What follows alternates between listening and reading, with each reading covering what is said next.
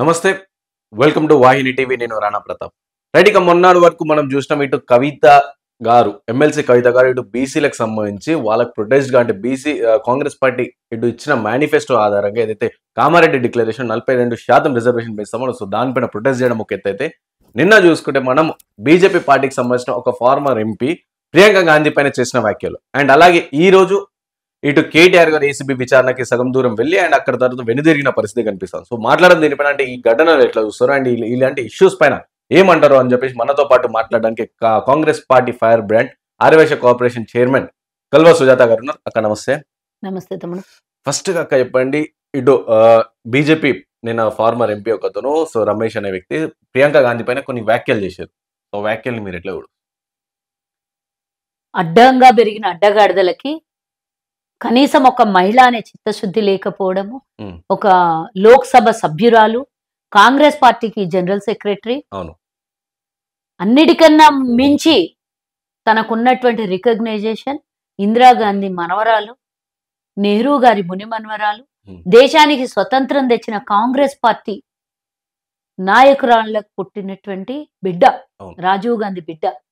ఇంత చరిత్ర ఉన్నటువంటి ఒక మహిళ, అన్నిటికన్నా మించి అన్నిటి రికగ్నైజేషన్ పక్కన పెడితే ఒక మహిళ తన వంతుగా ఈరోజు తన సోదరుడికి భుజానికి భుజం ఆనిచ్చి పోరాటంలో తన పటిమ చూపిస్తున్నటువంటి ఒక మహిళ మీద తట్టుకోలేక ఈ దొంగ రమేష్ అనే ఒక దొంగ తన అభ్యర్థిగా ఉండి రేపటి నాడు జరిగబోయే ఎన్నికల్లో అనుచిత వ్యాఖ్యలు చేసినటువంటి ఆ రమేష్ వెధవని అడుగుతున్నా. గతంలో కూడా వాడి మీద అనేక ఎలిగేషన్స్ ఉన్నాయి. ఇలాంటి మాటలు, దురుసు మాటలు మాట్లాడినటువంటి అసలు ఆ మాటని నేను ఈ రోజు మీ మీడియా ముఖంగా మాట్లాడడానికి ఇబ్బందికరంగా బాధగా ఉన్నా కూడా చెప్పాలి. ప్రజలకు అందరికీ తెలిసిలేనటువంటి విషయాలు కొంతమందికి మీడియాల ద్వారా చూస్తున్నటువంటి కొన్ని విజువల్స్ చూశారు, కానీ అందరికీ తెలవాలి అంటే చెప్పాలి. వాడు రోడ్లు వేస్తాడంట, సోనియా గాంధీ చిక్స్ అంటే చంపల్లాగా వేస్తాడంట. అరే వెధవా, నీకు తల్లి ఉండొచ్చు, నువ్వు ఒక పెళ్లి చేసుకున్న భార్య ఉండొచ్చు, నీకు ఒకవేళ బిడ్డలు గనక పుట్టింటే ఆడపిల్ల ఉండొచ్చు. మరి మహిళల్ని ఎలా సంస్కారవంతంగా చూడాలి, ఎలా గౌరవించుకోవాలని ఇంకిత జ్ఞానం లేనటువంటి వెధవలు మీ పార్టీలో ఇదే నేర్పిస్తున్నారా? బీజేపీకి అడుగుతున్న నేను ఈరోజు, వీడిని రమేష్ గారిని సస్పెండ్ చేస్తారా చెయ్యరా? రేపు వీడు అభ్యర్థిగా ప్రకటించిన మీరు వాడి అభ్యర్థిత్వాన్ని మీరు రద్దు చేస్తారా చెయ్యరా అని నేను అడుగుతున్నా. మీకో లెక్క, మందికో లెక్కన. ఇదే కాంగ్రెస్ పార్టీ కానీ ఇతరత్రాలు ఎవరైనా మాట్లాడితే దేశం మీద ఈరోజు గుడ్డలు చింపుకొని మాట్లాడేటటువంటి దేశం అల్లకల్లోలం చేస్తున్నటువంటి మీరు ఎన్నో సందర్భాల్లో చూసినాం. మేము ఈరోజు మాట్లాడుతున్నటువంటి బత్తాయిలందరూ బీజేపీ మేమే దేశం, ధర్మం మా ధర్మం మా చేతిలో నడుస్తుంది, 4 కాళ్ళ మీద నడుస్తుంది, 4 పాదాల మీద నడుస్తుంది అని గొప్పగా చెప్పుకునేటటువంటి వెధవలు మరి హిందుత్వ భావజాలాలతో పెద్ద పెద్ద గొప్పలు చెప్పుకొని హిందుత్వ ముసుగులో ఆడుతున్నటువంటి మీరు ఈరోజు ఏం మాట్లాడతారు? వాడు మళ్ళీ సమర్థించుకుంటున్నాడంట. తన లైన్ తను వాపస్ తీసుకోకుండా, క్షమాపణ అడగకుండా, తాను చేసినటువంటి వ్యాఖ్యలు తప్పుగా గుర్తించుకోకుండా మరి ప్రియాంక గాంధీ మీద మాట్లాడినటువంటి మాటలకి సమర్థించుకోవడమే కాకుండా బీజేపీ ఇంతవరకు నోర్లు తెలియట్లేదు. నోర్లు మూతలు పడినాయా? నోటికి ప్లాస్టర్లు వేసిండ్రా? గొడ్డు పోయిందా మీ నోరు? ఎందుకు మాట్లాడట్లేదు? స్మృతి ఇరానీ అడుగుతున్నా, సగం బట్టలు చింపుకొని మీరు ఆ రోజు గ్యాస్ల కోసం, సిలిండర్ల కోసం కొట్లాడినోళ్ళు, మహిళలకేమన్నా అయితే ఆడపిల్లల మానభంగం జరిగినా మాట్లాడరు, నోరు తెరవరు. మణిపూర్ ఘటనలో నగ్నంగా ప్రదర్శన చేసి మహిళల్ని సామూహిక మానభంగాలు చేసి చంపినా మీరు కనీసం ఇప్పటిదాకా మణిపూర్ ఘటనలో మాట్లాడారు. ఈరోజు స్వయాన దేశానికి స్వతంత్రం తెచ్చినటువంటి నెహ్రూ గారి గాంధీ వారసురాలి మనవరాలు, ఒక ఎంపీ, ఒక ప్రజాప్రతినిధి తన మీద జరిగినటువంటి ఈ అమానుషమైనటువంటి మాటల దాడిని ఏం ఖండించవా? మాట్లాడవా? మీకు మాటలు రావట్లేదా? నోరు పెగలట్లేదా? ఏ విధంగా మాట్లాడిండు వెధవా ఆడు రమేష్ గాడు? వాడికి ఎట్లా ఓట్లు వేయాలి? ఎట్లా ఓట్లు అడగడానికి సిగ్గు లేకుండా వస్తాడు. వాడిని ఎందుకు మీరు సస్పెండ్ చేయరు? ఇప్పటివరకు ఒక మాట ఎందుకు మాట్లాడరు? బయటకు రండి, మాట్లాడండి. ఇక్కడ తెలంగాణ నుంచి నేను డిమాండ్ చేస్తున్నా, ఇక్కడ ఉన్నటువంటి కేంద్ర మంత్రులు, మహిళా నాయకురాళ్ళు ఇప్పుడు నోరు తెరవండి, ఇప్పుడు మాట్లాడండి. మీ ఇంట్లో మీ ఆడవాళ్ళకి ఈ విధంగానే మాట్లాడితే మీరు ఊరుకుంటారా? మీరు జెండా ఎత్తుకొని వెళ్ళిపోయేటటువంటి సాంప్రదాయాలు ఈరోజు ఎందుకు మాట్లాడట్లేదు? ఏం మీకో న్యాయం ఇంకోళ్ళకో న్యాయమా? ఎవరైనా ప్రజలే ప్రపంచంలో ఉన్న మహిళల్ని గౌరవించుకోవాలని గొప్పగా చెప్పుకుంటారు తప్పి బేటీ బచావ్ బేటీ పడావ్ అంటారు. ఎడిపోయింది మీది బేటీ బచావో అన్న మాటకి? ఎక్కడ గౌరవం ఉంది మహిళలకి? ఇప్పటికి 11 ఏళ్ల నుంచి దేశం మీద ఎన్నో అరాచకాలు, మహిళల మీద ఎన్నో ఇబ్బందులు జరుగుతున్నాయి. ఉత్తరప్రదేశ్లో జరిగినటువంటి ఘటన మనం గుర్తు చేసుకుంటే, మానభంగం చేసి అర్ధరాత్రి కాల్చేసి శవాన్ని కాల్చేసి ఆనవాళ్లు లేకుండా చేసినటువంటి మీ వ్యవస్థని ఎందుకు మాట్లాడరు మీరు ఈరోజు? ఆ రోజు ఆ జరిగిన ఘటన మీద ప్రియాంక గాంధీ వెళ్ళబోతుంటే తన కాలర్ బట్టి పోలీసులు, దొంగలు, పెదవలందరూ కలిసి తనను అడ్డుకున్నటువంటి విషయం మీరు మర్చిపోయి ఈరోజు మళ్ళీ దురుసుగా మాట్లాడి ఈ విధంగా మహిళల్ని అవమానపరిచిన మీరు బహిరంగంగా క్షమాపణ చెప్తారా? వాడిని ఈరోజు పార్టీలో నుంచి సస్పెండ్ చేస్తారా? వాడికి ఇచ్చినటువంటి టికెట్ని రద్దు చేస్తారా? చెప్పాల్సినటువంటి బాధ్యత ఉంది. మేము డిమాండ్ చేస్తున్నాం దీని విషయంలో. మా నాయకురాలు, ఇందిరాగాంధీ వారసురాలు, మనవరాలు తన గొంతు అయి మాట్లాడుతోంది కాబట్టి తనను అవమానపరచడమా? అంటే ఇలాంటి ఘటనలు చూసుకుంటే మొన్న రీసెంట్ గా మనం పార్లమెంట్ లో అమిత్ షా అంబేద్కర్ గారి పైన చేసిన వ్యాఖ్యలు కావచ్చు, గతంలో నవనీత్ కౌర్ గారు చేసిన వ్యాఖ్యలు కావచ్చు, ఇట్లా చాలా సందర్భాలు చూసుకుంటే ఎన్నోసార్లు వాళ్ళు మహిళల్ని అందరినీ అవమానించిన వాళ్ళు. ఇంతవరకు నేను చెప్పిన కదా, అవును లీడర్ల స్థాయి గురించి నేను మాట్లాడలేదు, కింద సామాన్య ప్రజల గురించి ఇందాక చెప్పిన నేను. అవును అవును ఆడపిల్ల మానభంగం చేసి అర్ధరాత్రి కాల్ చేసినటువంటి సంఘటన మీ హయాంలో జరిగింది. ఈరోజు మీరు నవనీత్ కౌర్ గాని ఇంకొకరు మీరు అన్నారా, ఇంకెవరైనా సరే ఏదైనా విషయం పక్కన పెడదాం. ఫస్ట్ నేను ఒకటి అడుగుతున్నా, మీరు ఇందాక అన్నారు కదా అంబేద్కర్ విషయంలో, అమిత్ షాకి నేను అడుగుతున్నా, గాంధీ మహాత్ముడి కంటే గొప్పోడా అని మాట్లాడినటువంటి ఈ వెధవకి నేను అడుగుతున్నా, గాంధీ మహాత్ముడిని కిందేసి తొక్కి మీ ప్రజ్ఞా సింగ్ ఠాకూర్ ఆయనని గన్ను పెట్టి షూట్ చేసినప్పుడు గాంధీ మహాత్ముడు గుర్తురాలే మీకు? గాంధీ మహాత్ముడిని చంపిన గాడ్సే నీ జెండా ఎత్తుకొని ఆర్ఎస్ఎస్ యోధుల్లాగా మీరు మాట్లాడి ఈరోజు దేశానికి స్వతంత్రం తెచ్చిన గాంధీ మహాత్ముడిని అడుగడుగున అవమానించి, అడుగడుగున వారి స్వతంత్ర పోరాట పటిమని కూడా అవమానపరిచిన మీరు ఈరోజు గాంధీ జెండా ఎత్తుకుంటుంటే ఎవరన్నా మిమ్మల్ని హర్షిస్తారా? ఎవరన్నా మిమ్మల్ని అప్రిషియేట్ చేస్తారా? గాంధీని చంపిన గుడికి పోయి వాడు గాడ్సేని పెట్టి పూజించిన దరిద్రం చరిత్ర మీరు. దేశ స్వతంత్రం తెచ్చినోని కాకుండా దేశ స్వతంత్రం తెచ్చిన సంపినోని పక్కన నిలబడ్డ మీరు ఈరోజు మీకు సిగ్గు శరం ఉందా అని అడుగుతున్నా నేను. గాంధీని ఎత్తుకోవాల్సింది దేశ ప్రజలు, గాంధీని ఎత్తుకోవాల్సింది కాంగ్రెస్ పార్టీ. మీరు అసలు ఆ మాట మాట్లాడి మీ జీవితంలో చేయనటువంటి తప్పిదం మీరు చేశారు. ఎందుకంటే గాంధీని అగౌరవపరిచిన మొట్టమొదటి దేశంలో ఎవరన్నా అంటే మీ ఆర్ఎస్ఎస్ దొంగలు. గాంధీని చంపిన గాడ్సేల్ మీరు. గాంధీ కన్నా గొప్పోడా అని మాట్లాడుతుంటే ఎందుకు మాట్లాడినరో, ఎందుకు అలజడిల్ని లేపినరో దేశంలో మీకే తెలియాలి. దాని వెనకాల రహస్యం ఏంది, దాని వెనకాల రాజకీయ కుట్ర ఏంది, అది మీకే తెలియాలి.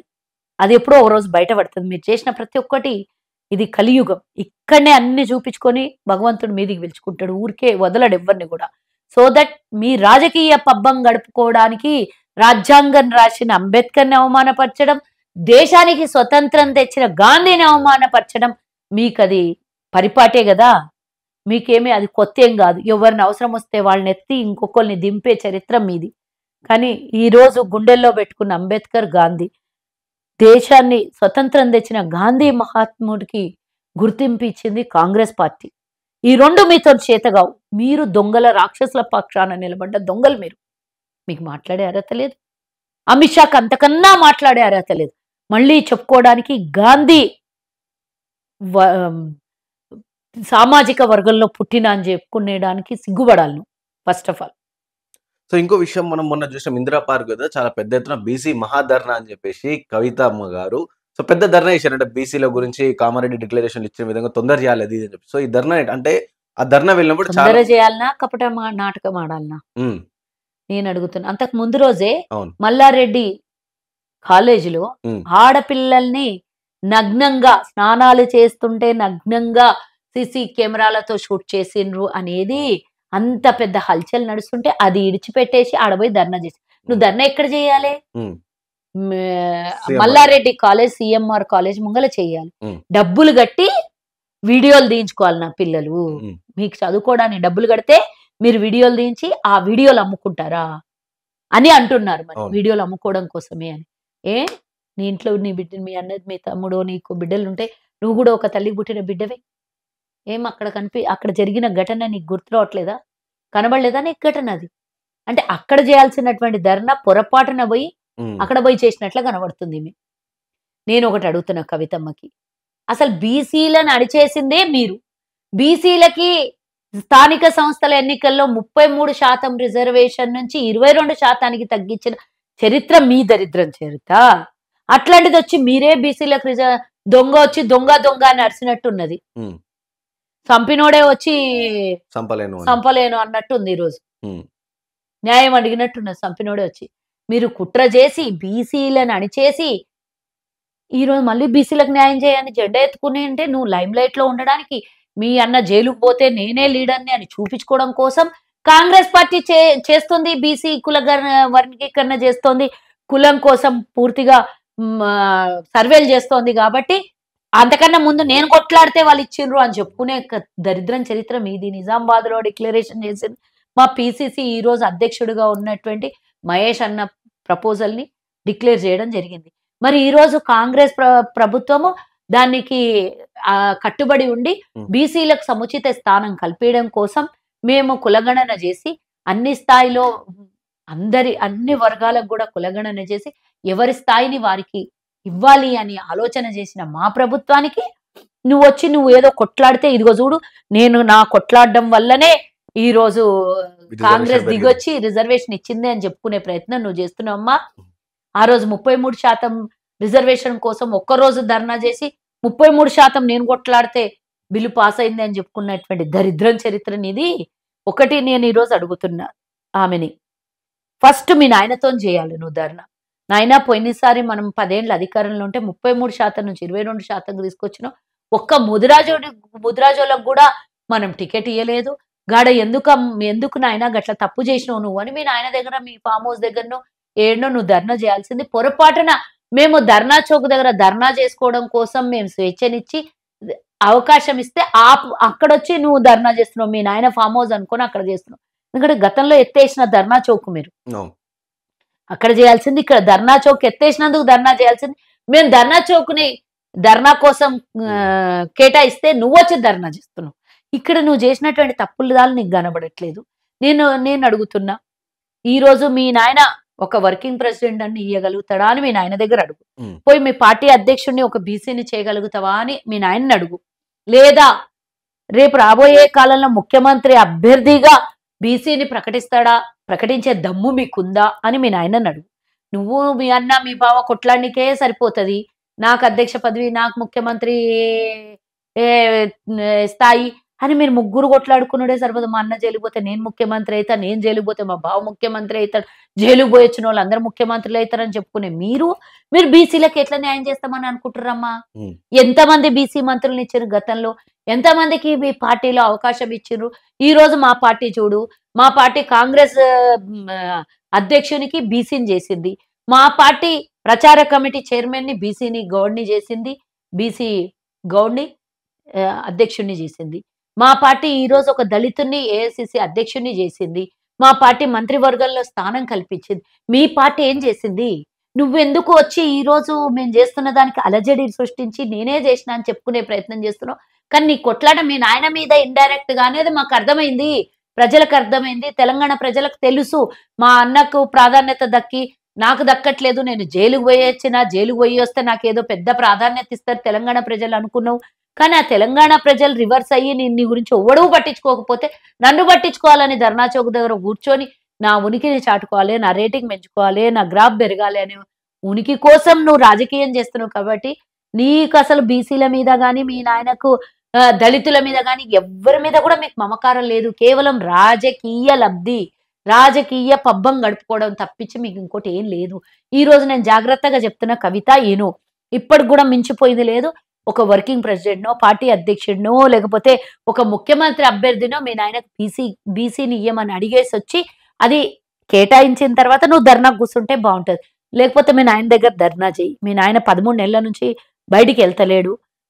లేకపోతే మీ నాయనకు మీ అన్న చెల్లెళ్ళు ఇద్దరు కలిసి ఏమన్నా టికెట్ కటాయించిర్రేమో అని బుగులైతున్నది. సరే చేస్తే ఆడ చెయ్యి. లేకపోతే మీ అన్నతోని కొట్లాడు. మీ అన్న స్థానం నీకు గావాలని వర్కింగ్ ప్రెసిడెంట్ కొట్లాడు. మీ కుటుంబమే పదవుల కోసం కొట్లాడుకొని చస్తుంటే, మీరొచ్చి బీసీ జెండా ఎత్తుకొని, బీసీల మీద ప్రేమ ఉన్నట్టు ఈ కపట నాటకం ఆడుడు బంద్ చేయి కవితమ్మ. నువ్వు లిక్కర్ దందాలు చేసి, జైలుకు పొయ్యొచ్చి, ఒక మహిళా రిజర్వేషన్ బిల్ అంటావు, ఒక బీసీ రిజర్వేషన్ అంటావు. అసలు ఎక్కడ ఏం కొట్లాడతావు నీకే తెలవది. ఊరికే మీడియాలో నానాలనే తపన తప్పించి, నిజమైన ప్రేమ నీకు గతంలో మీ నాయనకు తెలంగాణ ప్రజల మీద ప్రేమ మమకారం గారిపోలేకుండే. ఆయన ముఖ్యమంత్రి కావాలి, ఆయన సంపాదించుకోవాలి, ఆయన నాయకుడు కావాలి, ఆయన ప్రభుత్వం ఏర్పాటు చేయాలనే ఆకాంక్ష తప్పించి ఆయనకి ఎక్కడ కూడా లేకుండే. ఇప్పుడు కూడా నీవు కూడా అదే. నీకు మీ నాయన కడుపులో పుట్టిన నీకు, మీ అన్నకు అది వెన్నతో పెట్టిన విద్య, మీ ఖాందానికే అది వెన్నతో పెట్టిన విద్య. కాబట్టి ఇవి తగ్గించుకుంటే బాగుంటదని కవితకి హెచ్చరిస్తున్నారు. సో ఇంకో విషయం మేడం, ఈరోజు కేటీఆర్ గారు ఏసీబీకి సంబంధించిన విచారణకు కూడా వెళ్లాల్సి ఉండే. సో ఆల్మోస్ట్ సగం దూరం దాకా ఏసీబీ ఆఫీస్కి వెళ్ళినట్టు బంజారాల్స్లో వెళ్ళి అండ్ అక్కడ నేను రావట్లేదు అని చూసి మళ్ళీ వెన్ను తిరిగి పోయిన ఘటన మనం చూస్తాం. సో ఈ ఘటన ఎట్లా చూస్తారు మీరు? అంటే కోక ముడిచిన కేటీఆర్ అన్నని చెప్పాలి. చేత కాకపోతే ఏసీబీ ముందు చేసిన తప్ప లేకపోతే చేసింది ఏది అనేది ఎక్స్ప్లెనేషన్ ఇయ్యని చేతగానోడు అడ్వకేట్ని మాత్రమే పెట్టుకొని పోతా అనంటే, వాళ్ళ చెల్లి కూడా జైలుకు పోయేటప్పుడు, ఏసీబీ విచారణకు పోయేటప్పుడు, లేకపోతే ఈడీ విచారణకు పోయేటప్పుడు ఒక్కతే లోపలికి పోయింది. అడ్వకేట్లు లోపలికి పోయినరా అని తెలుసుకునే అడగడం ఎవరిదైనా సాధ్యమై ఉండొచ్చు, అడుగుతారు. కానీ కనీసం దాన్ని యాక్సెప్టెన్సీ ఉంటుందా, కన్సిడర్ చేస్తారా అనే ఆలోచన లేకుండా నాకు ఇంకో డేట్ కావాలి, వస్తే నేను అడ్వకేట్‌తో వస్తా, లేకుంటే నేను రానని వెళ్ళిపోయినటువంటి కేటీఆర్, తోక ముడిచిన కేటీఆర్ అని ట్యాగ్‌లైన్ పెట్టుకొని కేటీఆర్‌కి అడగండి. నేను ఇది ఏమో అన్నాడబ్బా! ఇదేమి ఇదొకటి ఏమో లొట్ట పీసు. ఇదొక లొట్ట పీస్ కేసు అన్నోనివి నీకెందుకు అడ్వకేట్ కావాలి? కోట్ల రూపాయలు ఇచ్చి ఎందుకు అడ్వకేట్‌ని పెట్టుకోవాలి? ఆ లొట్ట పీస్ కేసును ఒక్కొని కొట్లాడుకోలేవా? చిన్న అడ్వకేట్లు తెలంగాణలో లేరా? కోట్లు 2 కోట్లు ఒక్కొక్క రోజుకి ఇచ్చి తెచ్చుకోవాల్సినటువంటి అవసరం ఏముంది కేటీఆర్? చేతనైతే నువ్వే పెట్టుకో. ఎందుకంటే మస్తు దుమారం చేసిన మస్తు పైసలున్నాయి. ఎవనికో ఒక్కోనికి రాజుల పైసా, రాళ్ల పాలు, జనాల పైసా, కేసీఆర్ పాలు అన్నట్టు, కేసీఆర్ కుటుంబాన్ని పాలు అన్నట్టు మీరు మా దగ్గర దోచిన పైసా ఎవనికో ఒక్కొని నెత్తి మీద పోస్తుండ్రు. మీరు సంపాదించిన పైసా మస్తున్నది. ఏంటన్నా పేదోడు మొన్న చచ్చిపోయినటువంటి రేవతి కుటుంబము, లేకపోతే మొన్న 3-4 నెలల కింద వచ్చినటువంటి వరదల వల్ల కొట్టుకొని పోయిన కుటుంబాలకు ఎన్నో ఇబ్బందులలో ఉన్నటువంటి పేదలు తెలంగాణలో చాలా మంది ఉన్నారు. మీరు చేసిన అప్పులకు వడ్డీలు కట్టిన తెలంగాణ సామాన్య పేద మధ్యతరగతి ప్రజలు ఉన్నారు. వాళ్ళకి ఎవరికన్నా ఇయ్యండి. పుణ్యమన్న వస్తది. మీరు చేసిన పాపంకు పుణ్యమన్న వస్తది. ఎడమ చేతితోని కూడా కాకి కొట్టకుండా, ఎడమ చేతితోని కూడా కాకి కొట్టకుండా మీరు సమాజాన్ని దోచిన పైసా మస్తున్నది. ఎన్ని రోజులు దాచిపెట్టుకొని పోయేటప్పుడు 6 అడుగుల భూమి కూడా మనం ఎంబడి తీసుకొని పోము. కాలిస్తే బూడిది మిగిలేదు ఒక పిడికెడ. అది కూడా తీసుకొని పోయి నీళ్ళల్లో వేస్తారు మన బూడిది. ఉన్నన్ని రోజులు మంచి చేయాలి అంటారు. నువ్వు ఇంత దోపిడీ చేసి లాస్ట్ కాటికి పోయేటప్పుడు తీసుకుపోయేది ఏమున్నది కేటీఆర్? అంటే అదే బీఆర్ఎస్ నాయకులు కంప్లీట్ గా తెలంగాణలో నడుస్తుంది కేవలం డైవర్షన్ పాలిటిక్స్ అని చెప్పేసి కూడా ఆరోపిస్తున్నారు. ఇటు బండి వాళ్ళే డైవర్షన్ చేస్తారు. మా పని మేము చేసుకుంటూ పోతున్నాం. మేము ఈరోజు ప్రజలకు ఇచ్చిన హామీలు నెరవేర్చడం దాని పనిలో మేమున్నాం. మమ్మల్ని మధ్యలో ఏలు పెట్టి కాలు పెట్టి గుంజే ప్రయత్నం మీరు చేస్తారు. మేము ఈరోజు ప్రజలకు ఇచ్చిన హామీలు, నిన్న 3 హామీలు సంక్రాంతి సందర్భంగా కేబినెట్ మీటింగ్ అయ్యి మేము ఇచ్చేటటువంటివి అన్ని మేము చర్చలు చేస్తున్నాం. దాని మీద ఆ ప్రాసెస్ లో పూర్తిగా నిమగ్నం అయ్యి ఉన్నారు. దానికి మధ్యలో ఏలు పెట్టి కాలు పెట్టి కాళ్ళ మధ్యలో కట్టెపెట్టి గుంజే ప్రయత్నం. ఇది నీ పని నువ్వు చేసుకుంటూ పో కదా. సిబిఐ విచారణ పిలిచిండ్రు, ఏసీబీ విచారణ పిలిచిండ్రు, ఈడీ విచారణ పిలిచిన ఎవడు పిలిస్తే పో. నీ పని నువ్వు కడిగిన ముత్తెల్లాగా బయటికి రా. నువ్వు తప్పు చేయకపోతే ఎందుకు దొంగచాటు పనులు చేస్తున్నావు? పో. నువ్వు అగ్ని పరీక్ష నెగ్గిరా బయటికి. ఇది ఇప్పుడు మీడియా కాన్సన్ట్రేషన్ డైవర్షనే కదా. నిన్న రైతు భరోసా నిర్ణయం జరిగింది.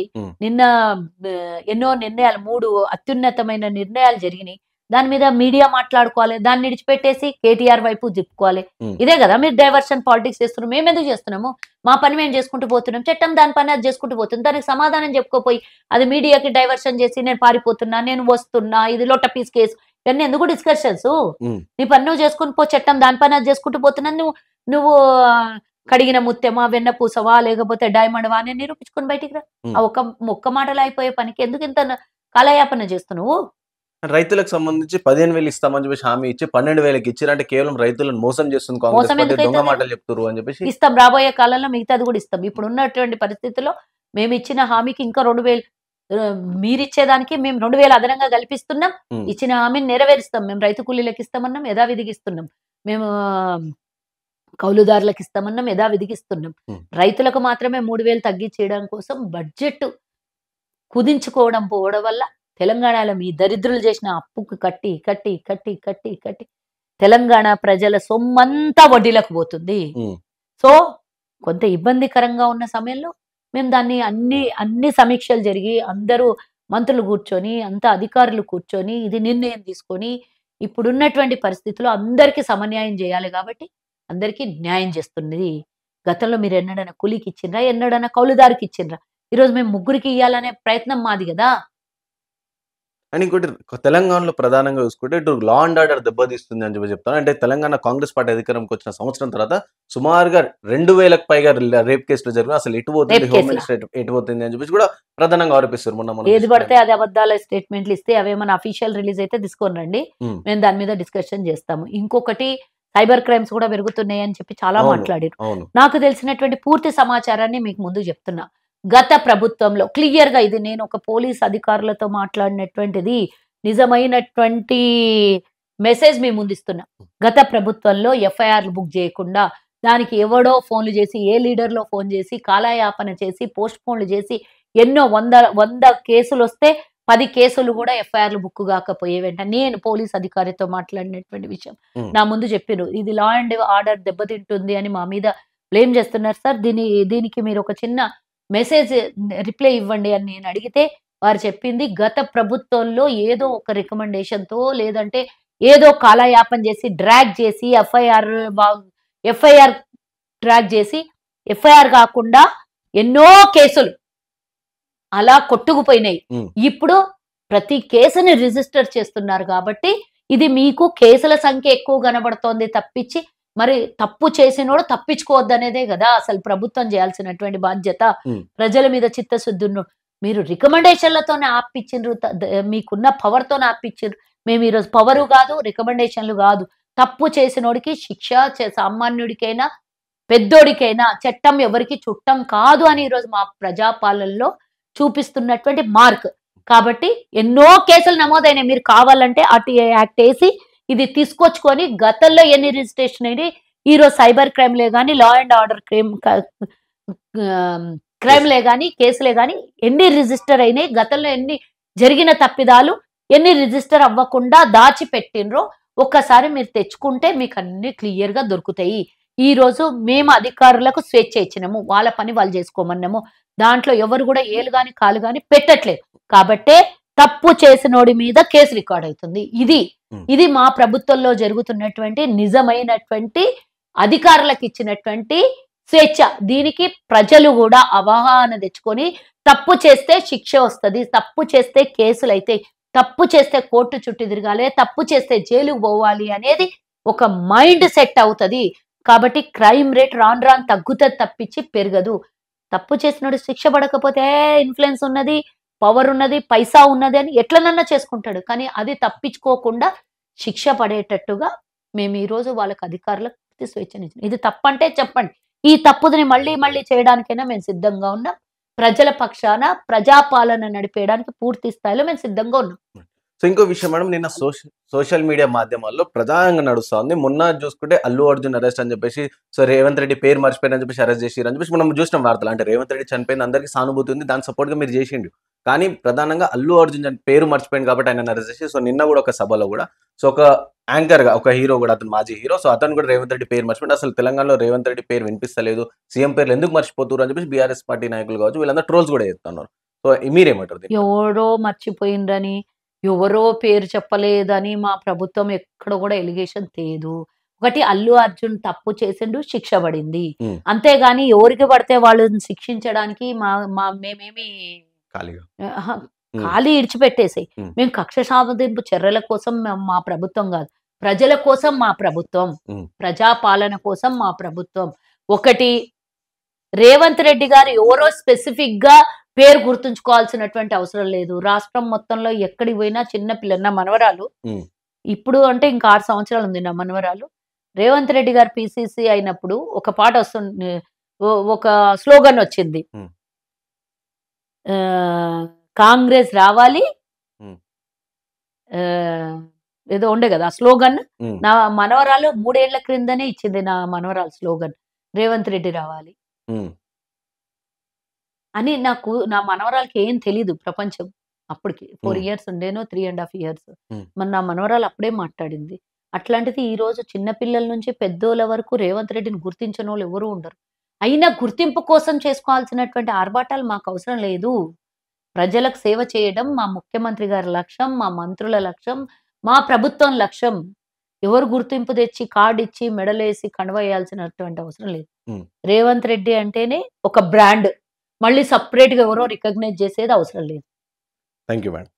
సో చూసిర్రు గదా! ఇది మెయిన్‌గా మనం ప్రధానంగా మన బీసీలకు సంబంధించి కవితక్క గారు ఏదైతే ధర్నా ఇచ్చారో అది కేవలం కపట ప్రేమ కోసమే. కేవలం బీసీలకు సంబంధించి ఫస్ట్ మీ ఇంట్లో ఎళ్లి నువ్వు బీసీల అధ్యక్ష పదవి కావచ్చు, బీసీ సీఎం చేస్తామని చెప్పేసి ప్రకటించిన తర్వాత నువ్వు బీసీల కోసం కొట్లాడు అని చెప్పేసి కల్వ సుధాకర్ కవిత గారికి డైరెక్ట్ ఓపెన్ ఛాలెంజ్ చేస్తున్నారు. అండ్ అలాగే ఏసీబీకి సంబంధించి విచారణకి కేటీఆర్ గారు సగం దూరం వెళ్లి రిటర్న్ వెళ్ళడాన్ని తోక ముడిచేసిన కోతి అని చెప్పేసి కూడా చెప్తా ఉన్నారు. ఎందుకంటే ఏసీబీ విచారణకి వెళ్ళాల్సింది డైరెక్ట్ వెళ్లి నీ పని నువ్వు చేసుకోకుండా నువ్వు మీడియా డైవర్షన్ చేస్తున్నావు. ఆ నిందల్ని కాంగ్రెస్ పార్టీ పైన ఎలా మోపుతావు అని చెప్పేసి కూడా కల్వ సుధాకర్ గారు చెప్తున్న పరిస్థితి. కెమెరా పర్సన్ సాయితో రాణా ప్రతాప్ ఫ్రమ్ వాహిని టీవీ.